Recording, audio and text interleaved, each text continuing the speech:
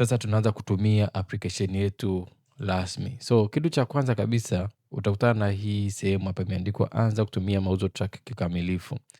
I-click kama itakuwa bado haijafunguka. Then tunaanza na step ya kwanza ambayo ni chagua aina ya malipo unayotaka kupokea. Kwa hiyo unaweza usichague, utakuta imeshajitengeneza pre-selected, lakini ni vyema kabisa kuchagua aina ya malipo ambayo unataka kupokea. Kwa hiyo uta-click hapa, itakuleta kwenye profile yako sehemu ya kuchagua malipo and utachagua unapokea maybe cash, and then utachagua unapokea M-Pesa, utachagua Tigo Pesa, Airtel Money, whatever account ambazo unachagua, kama ni benki, na kama haipo hiyo njia unaweza kubonyeza hapa weka njia mpya malipo, ukaandika jina la malipo na ukachagua ni benki au ni cash, and then that's all, na unaweza ukahifadhi. Kwa hiyo mimi nitastick na hizi njia zetu 4 tu ambazo zitakuwa zinatumika. Baada ya hapo nitabonyeza back au nitabonyeza home, nitarudi step ya kwanza itakuwa imemalizika. Zimebaki step 6. Step ya pili ni kuingiza bidhaa yako ya kwanza. Okay, kwa hiyo unabonyeza tu hapa ingiza bidhaa yako ya kwanza, and then mimi nitatumia tu mfano ambao ni common, lakini bidhaa zote unaweza ukajaza hapo. Kwa mfano nimeandika Coca-Cola milimita 500, afu unakuja step ya pili hapa ni SKU, stock keeping unit. Kwa biashara nyingi huwa zitumii hii, kwa hiyo unaweza ukairuka. Nakuja aina ya bidhaa, kwa mfano hapa naweza nikatengeneza aina nyingine, kwa mfano naweza nikaandika tu soda au vinywaji, ukiandika una-click. Kwa mfano mimi nilikuwa nishatengeneza hii aina ya vinywaji, and then tarehe ya kuisha muda wake si lazima, lakini kama bidhaa yako ina muda wa kuisha, please chagua tarehe ya kumaliza huo muda. Okay, mimi nitaacha kama ilivyo. Barcode kwa watu ambao maybe wana supermarket wanafanya ile wana scan bidhaa haraka haraka, unaweza kutumia, na sio lazima supermarket tu, hata mwenyewe unaweza tu ka click hapa tengeneza barcode ikajitengeneza. Okay, na utaiprint katika bidhaa yako, na pale nitakuonyesha kwenye step ya kurekodi mauzo jinsi barcode inavyotumika, lakini ndio kama hivyo umeshatengeneza. Gharama ya kununua, okay, unaweza kuandika okay, gharama ulionunulia maybe bidhaa hii imenunuliwa 500, bei ya kuuza ni shilingi 1000. Okay, system itakwambia kabisa faida ni shilingi 500, kwa asilimia faida ni shilingi 50. Kipimo cha bidhaa unaweza ukaruka, sio lazima. Stock kuu ya mwanzo ni bidhaa ngapi ambazo umeanza nazo kwenye hiyo kwenye kurekodi kwako. Maybe mimi nina pisi 100, nina chupa 100 maybe. Okay,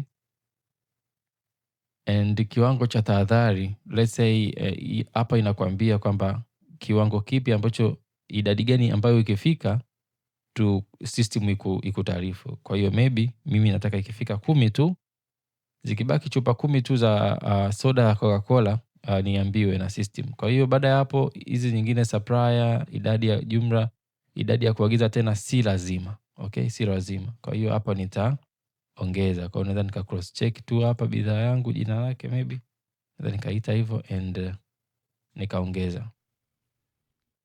Kwa hiyo bidhaa yako itakuwa tayari dukani kama unavyoona hapo imeandikwa Coca-Cola mils 500, na ukikuta imeandika 0 kwanza unaweza ukarefresh tu, utakuta imekaa sawa. Kwa hiyo wala haina shida yoyote, na stock itakuwa dukani tayari. Lakini kwa mtu mwenye maduka mawili au zaidi, hata iona hii bidhaa dukani kwake. Kwa mfano, ili uweze kuona hii katika duka lako, unaweza kwenda kwenye home hapa. Okay, unashuka chini unakuja hapa kwenye bidhaa. Sasa hapa ili ni duka moja utaona piece 100, lakini kwa mtu mwenye maduka mawili hata yaona hadi afanye assignment hiyo bidhaa inaenda kwenye duka gani. Okay, maana umeirekodi kwenye system lakini hujaiambia inaenda kwenye duka gani. Kwa hiyo kwa tutorial hii tutadili kwa mtu mwenye duka moja ambapo bidhaa itaingia moja kwa moja kwenye duka lake. Okay, so kwa hiyo kwa step hiyo ya kujaza bidhaa, tunaenda step ya kujaribu kurekodi mauzo. Kwa hiyo uta click tu hapo jaribu kurekodi mauzo, and then itakuleta katika hii page. So katika page hii kama una maduka mengi hautaona bidhaa, itabidi uchague kwanza hapa duka la kufanyia hayo mauzo. Kwa hiyo kwa haraka haraka tu uta click hiyo bidhaa, and then utakuja hatua ya pili, kwa sababu kuna hatua bidhaa, hatua kikapu na hatua kulipia. Kwa hiyo uta click hapo kikapu, and then utaweka taarifa za mteja kama unazo, and then utaandika pesa delivery kama ipo, utaandika discount kama ipo, lakini kama hakuna utabonyeza kuendelea.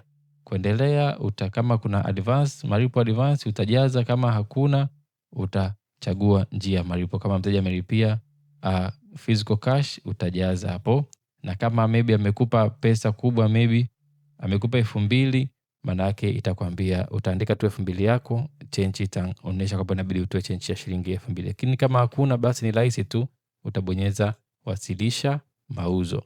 Na yes, na hapo utakuwa umeisha maliza matumizi kurekodi kwako. Kwa hiyo either utaprint hiyo receipt au utahifadhi hiyo receipt. Na ukibonyeza hifadhi itakupeka kama unaenda kuituma WhatsApp, unamtumia mteja au unaituma mwenyewe kwako. Kwa hiyo na utakuwa umemaliza kama hivyo.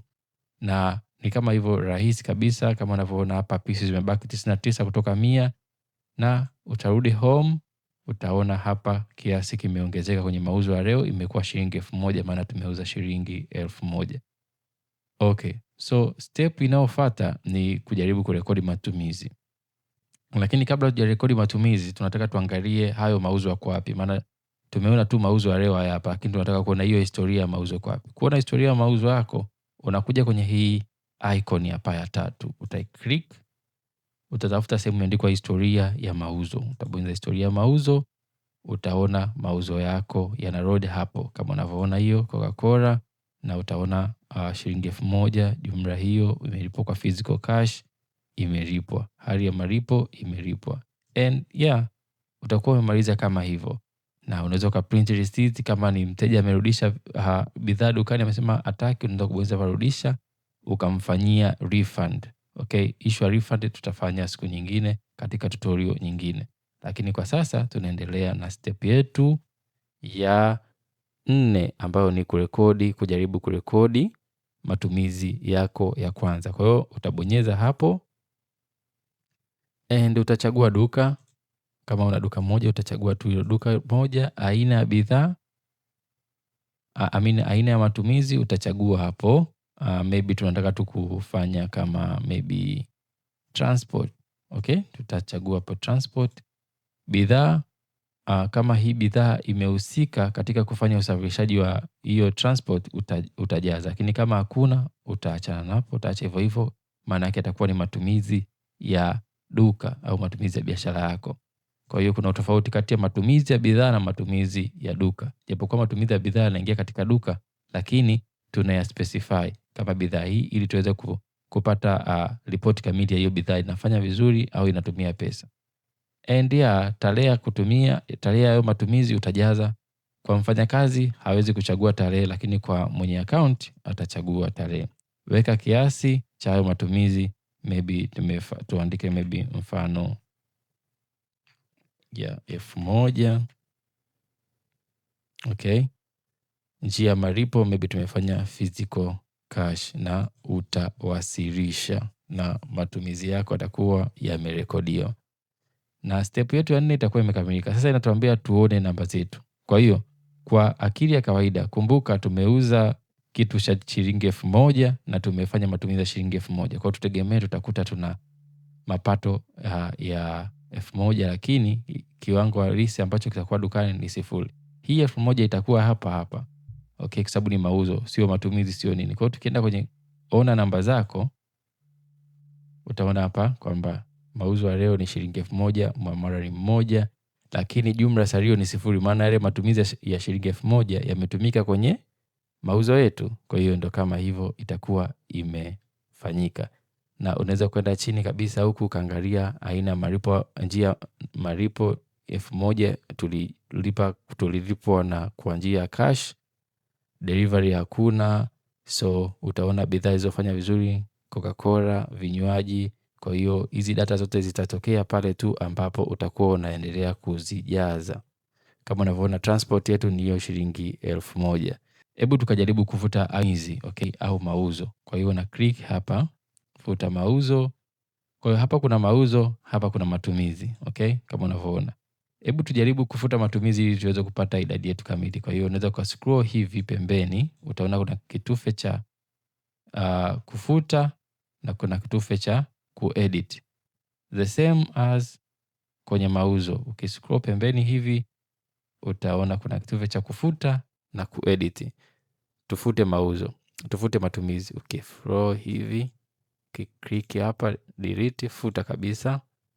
Okay, matumizi yatakuwa yamefutika. And sasa hii step inafanywa na mwenye biashara, mwenye duka. Mtu mfanyakazi hawezi kufuta, lazima akutaarifu ndio ufute. Kwa hiyo akikosea lazima akwambie, ili kuepusha maybe udanganyifu and everything.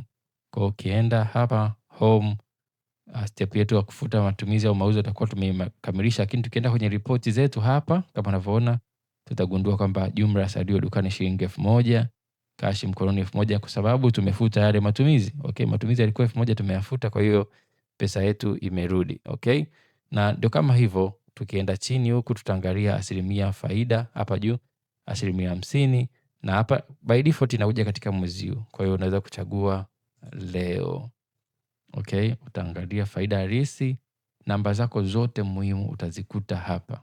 Namba zako zote muhimu unazohitaji katika duka utazikuta hapa. Na pia unaweza kubonyeza hapa juu export CSV.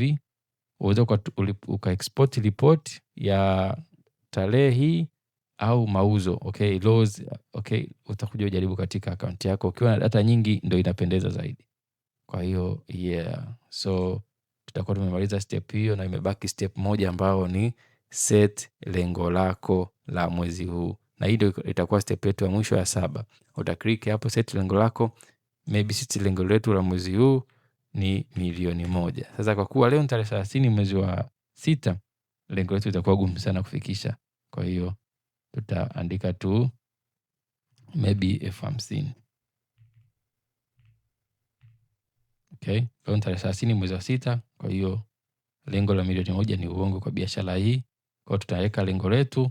Kwa hiyo baada ya muda kidogo hii sehemu itabadilika, itakuwa tu sehemu ya lengo lako. Utakuwa unafuatilia lengo lako. Kwa hiyo ndio hivyo, step zetu muhimu zote tumemaliza. Kwa hiyo kinachofuata ni tutorial moja moja ya vitu muhimu ambavyo tutakuwa tunavikava. Okay?